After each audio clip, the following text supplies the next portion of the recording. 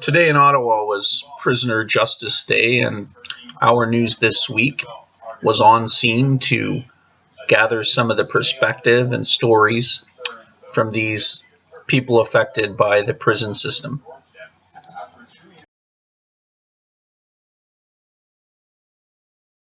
My spirit name is the one who behaves elderly. I'm from the Bear Clan.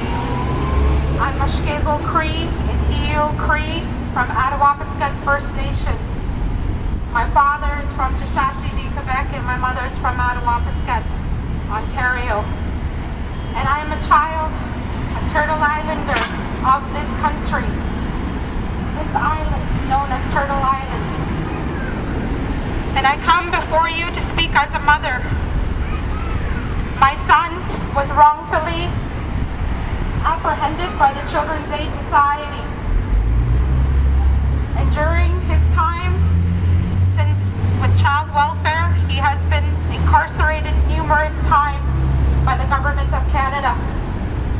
My son has a medical diagnosis of traumatic brain injury, dysexecutive syndrome, extreme tactile sensitivity disorder, ADHD, depression secondary to TBI.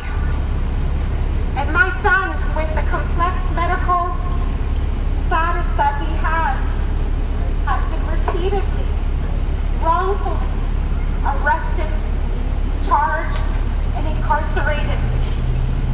Incarcerated in these young offender centers. How is it that a child with this medical status, the gifts of the Children's Aid Society of Ottawa, this is where he acquired his injuries. And this is why my son is special needs child. He falls under the Jordan's principle. Why is it that child has been wrongfully incarcerated? Why is it that child has had 5 appearances before a judge without a lawyer, expected with his medical diagnosis to hire his own lawyer? How is it possible that in Canada that we're criminalizing children with special needs? How is it possible that in this country you can apologize to my son's grandmother, who is now 111 years old? How you can apologize to her? Canada's residential school apology in the House of Commons. How is it that Stephen Harper can apologize to my son's grandmother and great-grandmother in the House of Commons and still have every single thing that he's apologized for take place?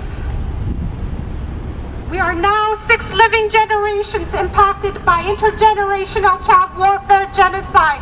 The war conflicts of Indian residential school, 60 Scoop, Indian Day School, and this current Millennium Scoop.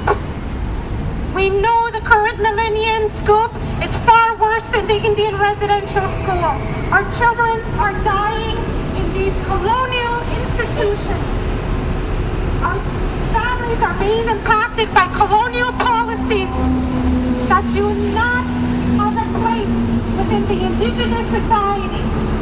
And yes, Canada has declared war on the Indigenous people, attacking our right to indigeneity. We are standing here with human rights violence. All human beings are born free, equal in dignity and rights. Don't go using words you don't understand, Canada. Don't go telling me that my son is free when you incarcerate him, when you are the ones responsible for his brain injury, when you place him in a wood shop in your young offenders facility and he amputates his fingers. What institution puts a 12-year-old child with tremors on the right side of his body in a wood shop and amputates his own fingers? This is my son, and Canada messed with the wrong mother.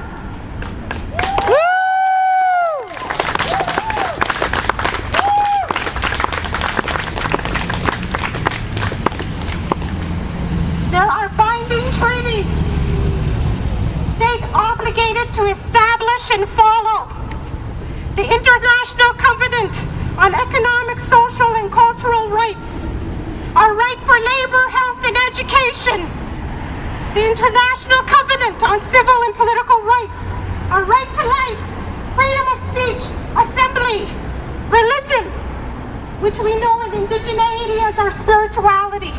And Canada has to legally follow these rights, these treaties.